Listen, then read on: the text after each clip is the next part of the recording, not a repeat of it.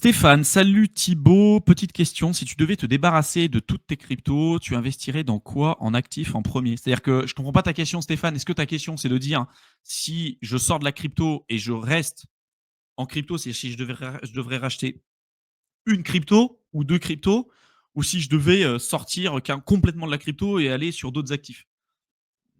Je vais répondre aux deux questions, hein, mais je pense que si je devais sortir de toutes mes cryptos, en fait, la crypto qui a montré la plus forte résilience et sa volonté, à mon avis, d'être là dans les prochaines années, c'est clairement BTC. S'il y a bien une crypto que je serais capable de détenir sur 40 ans, 50 ans, 60 ans, même plus, ça serait BTC aujourd'hui. Deuxième, Ether. Donc les deux. Si je devais sortir complètement de la crypto, bah, c'est ce que je dis sur Éternel étudiant, en fait, hein, et c'est ce que je fais aujourd'hui, hein. Immobilier, bourse, gestion indicielle, euh, business en ligne, private equity, et puis après, business physique. Voilà. Je partirai sur autre chose là-dessus, mais voilà, entrepreneuriat, hyper important. Bourse, pour moi, numéro un, la bourse. Bien plus performant même que l'immobilier, sachant que l'immobilier, si tu fais correctement, tu as quand même l'effet de levier que tu ne peux pas vraiment avoir en bourse, mais en termes de performance sur le long terme, la bourse, c'est quand même assez fou.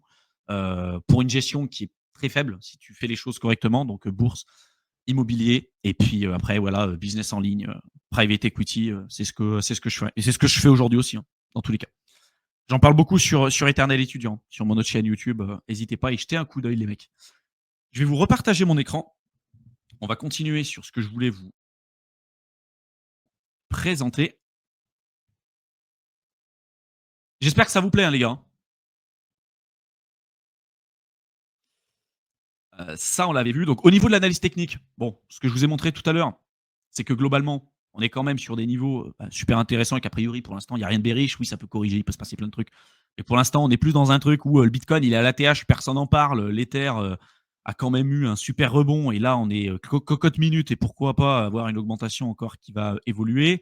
Si on regarde la paire Ether par rapport au BTC, on a eu un rebond par rapport au plus bas du cycle de 2019-2020 par rapport à la paire Ether Bitcoin. Par contre, attention, on est toujours en quantitative tightening. Hein. On n'est pas encore sur un truc qui est fini. Hein. C'est-à-dire que les gars qui te disent c'est bon, on a déjà atteint un bottom sur les alts par rapport au Bitcoin, on a eu un rebond. Mais comme là, on avait eu un rebond, là, on a eu un rebond, là, on a eu un rebond, et ça fait presque 3 ans, 4 ans qu'on fait des plus bas de plus en plus bas. Hein. Donc là, on a atteint un bottom pour l'instant. On a eu une augmentation. Est-ce qu'on va encore suivre et ça va marquer vraiment le bottom sur l'Ether par rapport au BTC ou pas? Ça va être lié par rapport aux politiques monétaires, ça va être lié aussi aux politiques de taux. On va voir un petit peu ce qui se passe. Mais pour l'instant, ça reste encourageant sur le court terme. Ensuite, si on regarde alors pas ce graphique-là, je vous l'ai montré. Si on regarde le total market cap en excluant le Bitcoin et l'Ether, bah on voit qu'on est clairement sur une structure très bullish. Là, pareil, je vois rien de bearish par rapport à ça. Hein. Des plus bas de plus en plus haut et des plus hauts de plus en plus haut, on est clairement toujours dans une tendance haussière. Si on prend le market cap crypto en excluant le top 10, donc vraiment les cryptos les plus spéculatives, c'est celles qui ont le plus dérouillé depuis l'élection de Trump, hein, depuis décembre 2024. Elles ont eu une baisse de plus de 60%. Et là, depuis, on a eu une réaugmentation qui a suivi en fait l'évolution du cours de l'Ether. Mais on a toujours gardé la structure haussière avec des plus bas de plus en plus haut et des plus hauts de plus en plus haut. Donc pour l'instant, la structure haussière est toujours présente.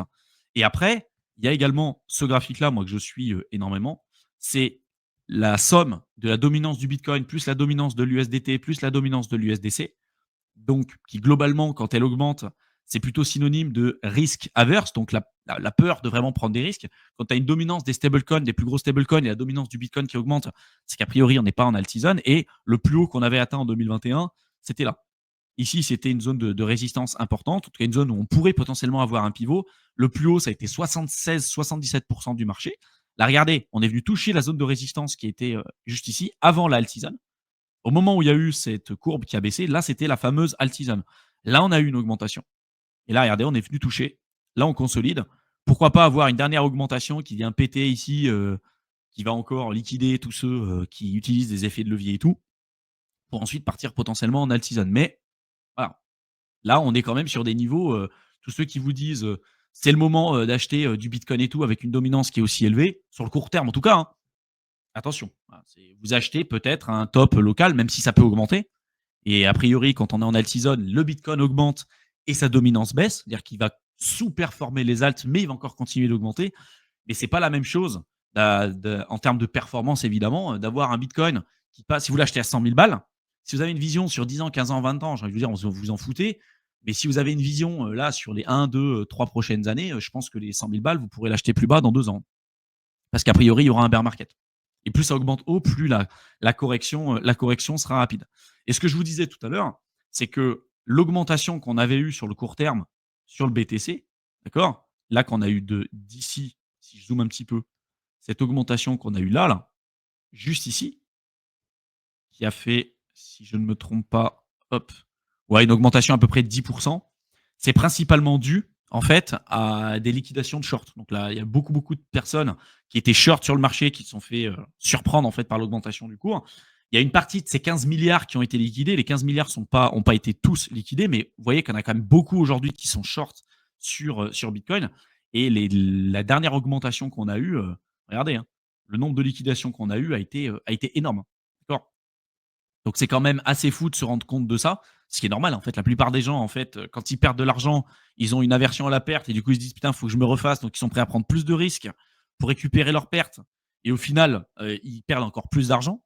Donc attention par rapport à ça, mais en tout cas l'augmentation qu'on a eue sur le court terme, c'est avant tout des mecs qui étaient short. Donc être short en bull run en général, c'est pas top. Par contre, on a un vrai euh, changement de paradigme par rapport à ce qu'on a connu avant, c'est-à-dire que ce qui est quand même assez fou par rapport à ce qu'on voit aujourd'hui, c'est-à-dire qu'on a des instituts qui achètent à tour de bras. On a des entreprises qui achètent à tour de bras. On a des gros investisseurs qui achètent énormément.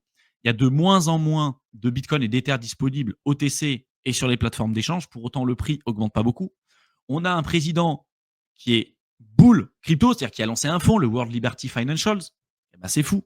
Qui est pro-crypto, le président de la plus grande puissance mondiale, et si ce n'est l'homme le plus puissant du monde, est pro-crypto, avec des États, y compris les États-Unis, qui se disent on va mettre du Bitcoin en réserve stratégique et pourquoi pas peut-être en acheter. Je crois qu'il y a Cynthia Lummis qui avait fait passer un amendement pour pourquoi pas transformer une partie de l'or en Bitcoin. Ce sera peut-être pas tout de suite, mais en tout cas, c'est en pourparler.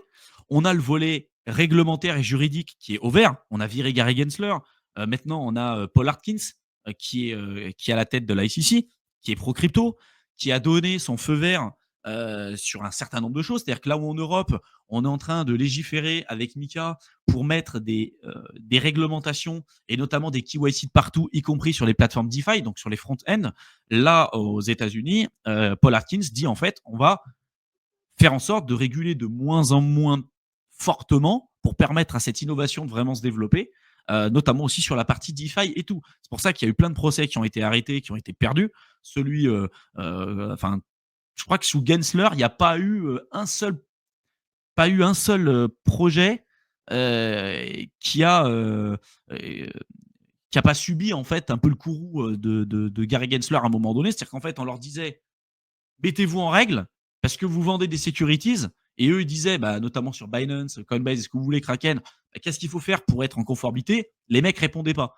Bon, là, du coup, en ayant viré ça, on a quand même aujourd'hui un truc de fou, c'est-à-dire que une régulation qui est pro-crypto, et des grandes puissances qui deviennent pro-crypto, qui se rendent compte des enjeux, qui mettent du Bitcoin en réserve stratégique.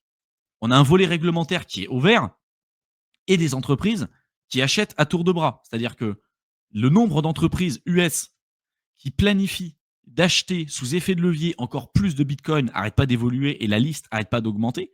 On a par exemple Metaplanet, là, qui annonce un plan pour acheter pour 5,4 milliards de dollars du Bitcoin sous effet de levier. Ils avaient déjà acheté du Bitcoin, mais là, ils veulent acheter 210 000 Bitcoins jusqu'à la fin de 2027. C'est quand même assez fou. On a la plateforme One qui a été. Alors, j'ai perdu le nom du jeune là qui a fait cette plateforme-là, qui a créé Strike. Euh, c'est Malheur. Alors, je sais plus comment il s'appelle. Bon, bref, je pense que vous savez un petit peu ce que je veux dire. Mais ce mec-là, pareil, a pour objectif d'acheter pour plus de 400 000 bitcoins, 400 ou 500 000 bitcoins. On est sur une vraie course, non pas à l'armement cette fois-ci, mais vraiment à l'accumulation de BTC. Et le nombre d'entreprises qui sont là-dedans, c'est assez dingue. Et là, on vous parle de bitcoin, mais l'Ether, c'est pareil. Hein.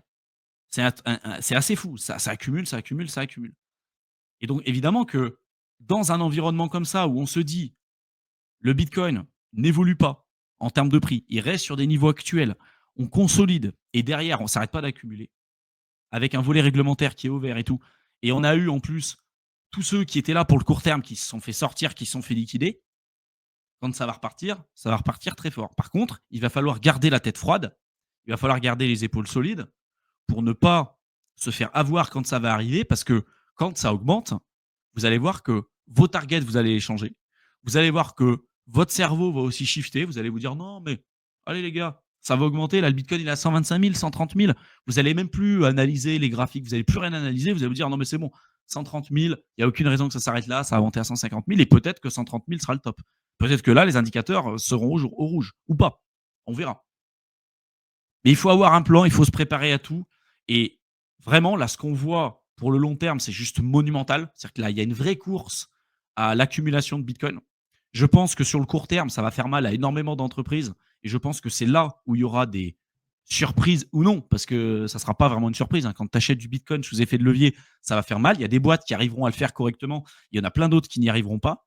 Et ça, pour moi, c'est ce qui ajoutera de la puissance vendeuse énorme en bear market. Ça prendra peut-être plus de temps que prévu.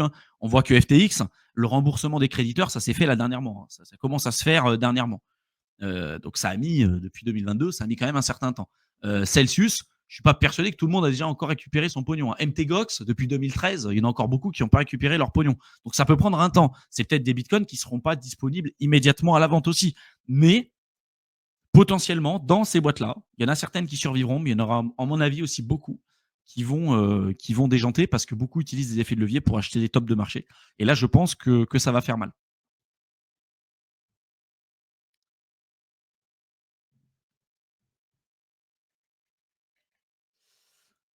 Euh,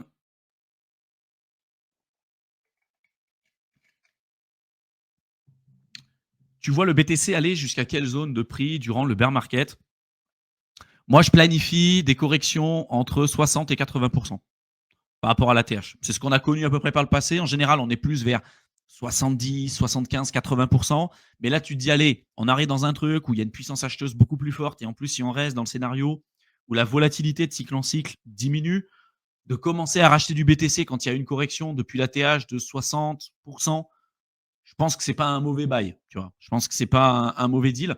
Donc tout dépend en fait du prix auquel on sera. Si le Bitcoin il monte à 300 000, avoir une correction de 60%, je pense que ça sera plus. Je pense que ça sera beaucoup plus.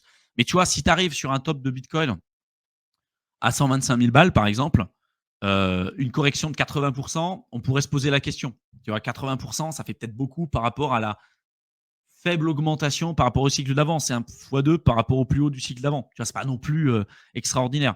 Et surtout, si tu as une forte puissance acheteuse, là où maintenant, tu as les infrastructures, tu as les ETF, tu as un peu tout, la liquidité peut très vite venir sur le marché. Voilà. Tu vois, je pense que on peut descendre, ouais, 60%, tu vois, avoir un Bitcoin à. En fait, si on monte à 150 000, 160 000, pour moi, voir un Bitcoin à ouais, entre 40 et 60 000, c'est totalement envisageable. Tu vois, totalement envisageable. Si par contre, tu montes à 300 000, 400 000, là, la correction, elle peut être beaucoup plus rapide et beaucoup plus forte. Donc, il faudra suivre. Mais dans tous les cas, le bottom, tu le sais qu'à partir du moment où il a été atteint et avec le futur, quand tu es plus tard, tu regardes dans le passé, tu dis ah bah oui, c'était le bottom, mais que sur le court terme, tu ne pouvais pas vraiment le savoir.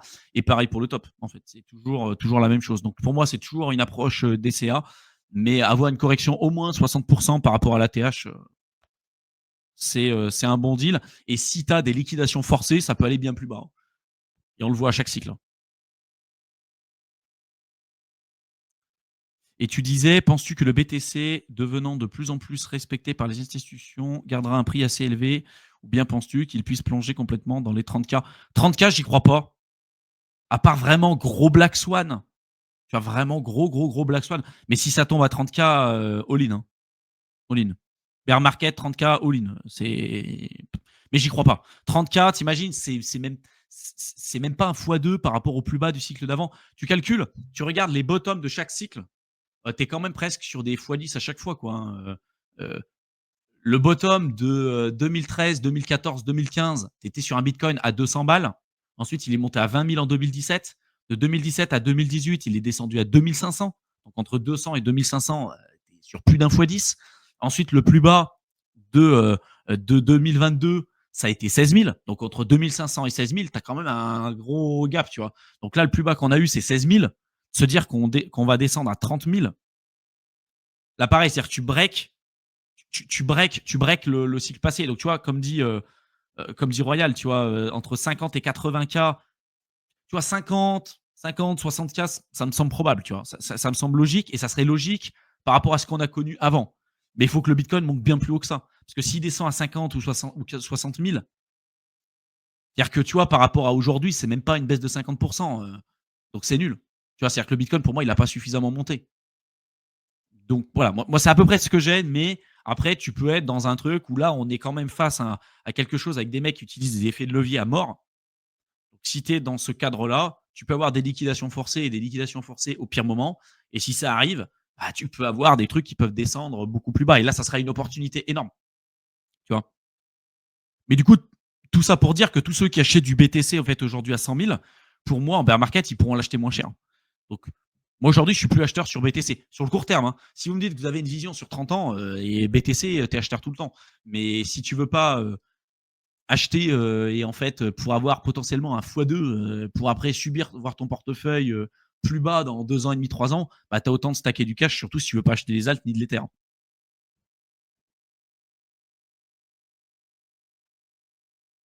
Ouais, exactement. Ça dépendra du top. Un top à 150K avec une correction de 60%. Tu as 160K, t'as 60K pardon, avec une correction de 70%, tombe à 45K. Donc c'est possible. Mais en fait, si tu arrives dans des trucs, tu vois, à 45 50 000, ça me semble très bien. Tu vois, 45 50 000, là, tu arrives sur des niveaux qui sont super importants. Par contre, est-ce qu'il faut que tu attendes les 45 50 000 pour acheter? Pas sûr. Tu vois, peut-être qu'à partir de 60 000, je commencerai de nouveau à être acheteur.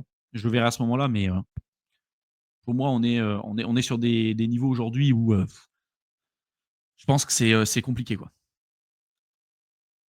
30K, c'est possible s'il y a un événement de type pandémie mondiale. Ouais, mais tu pars dans le cadre d'un Black Swan, tu vois, c'est ça. Tu pars dans le cadre d'un Black Swan et en général, quand ça arrive très vite, très fort. Et là, personne n'était acheteur. Personne n'était acheteur. Mais oui, ça reste possible. Mais en fait, c'est un bonus. C'est-à-dire, tu te dis, OK, ça descend à 45 000, 50 000. Tu dois déjà être acheteur, même avant, pour déjà être dans le train. Mais si ça descend en dessous, il faut que tu aies de la puissance de frappe pour pouvoir rentrer dedans. Pour moi, c'est hyper important.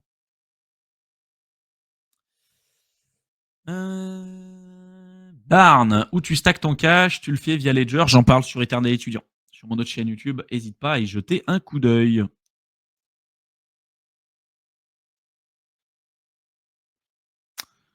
En BTC pour moi, pas d'urgence à prendre des profits car c'est le produit le plus pur qui existe.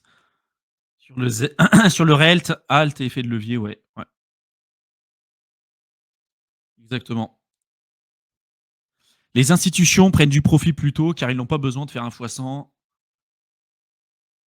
Ils investissent de très gros montants, 1% de bénéfice sur des millions de dollars, c'est beaucoup, exactement. C'est ce que je dis. C'est la mentalité en crypto où les mecs ils viennent faire un cycle life changing sur une période de 6 mois, et là où des mecs, bah voilà, déjà du 10% sur plusieurs milliards, c'est déjà abusé, quoi. Thomas, Donald Trump a récemment évoqué un plan massif de stimulation de liquidité proposant une injection d'environ 2000 milliards de dollars, équivalent au PIB de l'Espagne. De toute façon, ils n'ont pas le choix. C'est-à-dire que les mecs, ils sont toujours en train de réfléchir, mais est-ce qu'il va y avoir des ajouts de liquidité ou non? Que ça soit maintenant ou plus tard, en fait, c'est pas une question de savoir s'ils vont le faire, c'est une question de quand. Ils sont obligés, ils sont broke. Les États sont broke, les États ont plus une thune. Les États-Unis sont des dettes monumentales. La France, l'Europe, c'est pareil. Il n'y a pas un pays aujourd'hui, à part peut-être la Russie, où ils ont une dette qui est bien en dessous de leur PIB. Je crois qu'ils étaient à 30% de leur PIB. Mais sinon, en Europe, aux États-Unis, un peu de partout ailleurs, c'est monumental. Mais aux États-Unis, c'est vraiment n'importe quoi. Donc, de toute façon, ils n'ont pas le choix. En fait, il y a plusieurs moyens pour eux quand tu es face à un État, et c'est pas une question de droite ou de gauche, hein, les mecs, soit à droite, soit à gauche, soit centriste, tout ce que tu veux. Tu sois républicain, démocrate, ou ce que tu veux, pour moi, c'est la même rengaine. De président en président, ils n'ont pas arrêté d'augmenter la dette parce que le problème, c'est pas ça.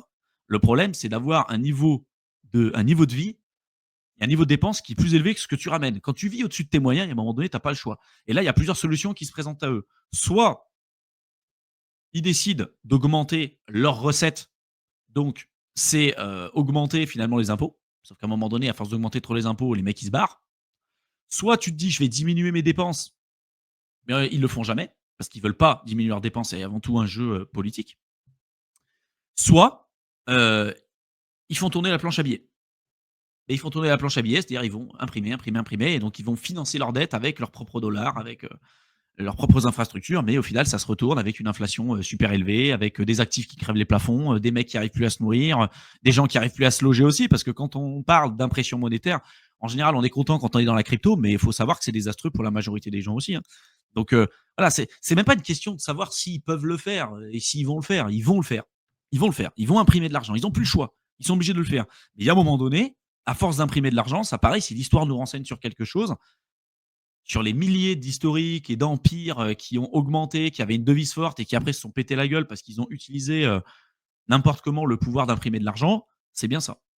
L'Empire romain, ça a été ça, hein. Ils avaient une très belle, super belle armée et puis une monnaie qui était de l'or, hein, vraiment, qui était très très forte à un moment donné. Et puis après, ils ont commencé à le clipper. Le clipping, vous savez ce que c'est que vous aviez une pièce d'or et vous commenciez à rogner les contours d'une pièce de monnaie pour en faire d'autres. C'est-à-dire que là, vous diluez en fait l'offre disponible en prenant une partie des pièces et pour en créer des nouvelles. Donc, vous créez l'inflation. Et puis après, ils ont commencé à diluer leur or. Au lieu de mettre 100% d'or, bah, ils ont mis du cuivre, ils ont mis du tungstène, ils ont mis tout un tas de trucs. Ou avant, c'était 100% de l'or avec une monnaie et une pièce qui était 100% or nickel. Et puis à la fin, c'était un truc comme aujourd'hui où il n'y avait plus rien. Donc, si on se rend bien compte de ce qui se passe avec l'histoire, c'est que un État ou un pays qui est très fort, c'est qu'à un moment donné, il a une devise très forte, donc ça va lui permettre de financer des infrastructures, financer des écoles, financer la recherche, le développement, tout un tas de choses, ce qui est un gros boom. Et ensuite, quand ils sont sous forme hégémonique, où ils ont un leader un peu, quand ils sont leaders sur le marché, il y a un moment donné, les mecs, ils vont utiliser ce pouvoir-là pour financer leurs dettes au détriment des autres, ce que font clairement les États-Unis depuis les accords de Bretton Woods.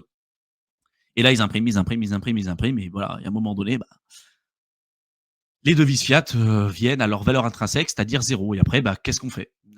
Hyperinflation, on change de paradigme, c'est-à-dire on se dit, bah tiens, maintenant, c'est plus du dollar, c'est autre chose.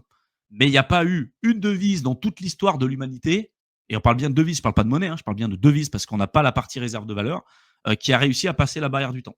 En général, on est sur des cycles à peu près de 250 ans, ouais, en moyenne 250 ans, mais on passe d'une grande puissance après à une guerre. En général, ça se fait pas sans rien. Il y a une guerre, et ensuite il y a un autre État qui prend, un autre pays qui prend le dessus, etc. Et on l'a vu, hein.